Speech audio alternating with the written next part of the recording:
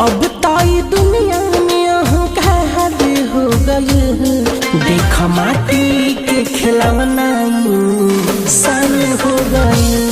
देख माटी के खिलौना सन हो गई।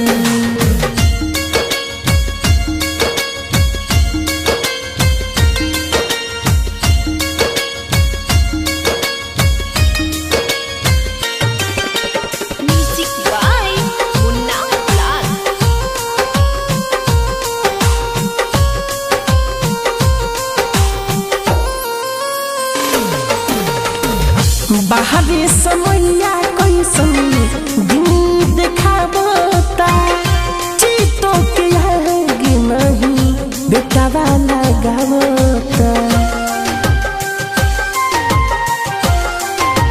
हो बाहरी समैया कैसन दिन देखावता। चीतों के आगे नहीं बेटा वाला गावता। रही जियापन बिरान हो गई। साचो माटी के खिलौना सन हो गई। साचो माटी के खिलौना सन हो गई।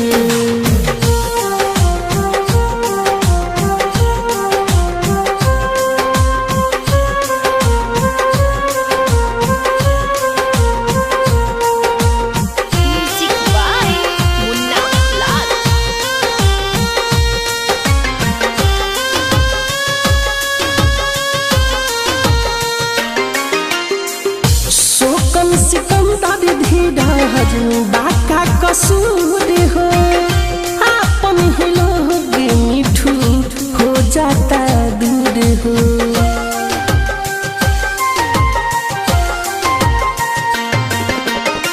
धीरज दीवाना सुना बाट का कसूर हो। आपन ही लोग हरिंदर हो जाता दूर हो। गिरल पे उठावे न केहू पूछे क्या भई।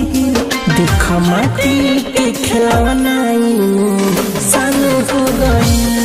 देख माटी के खिलौना सन हो गई।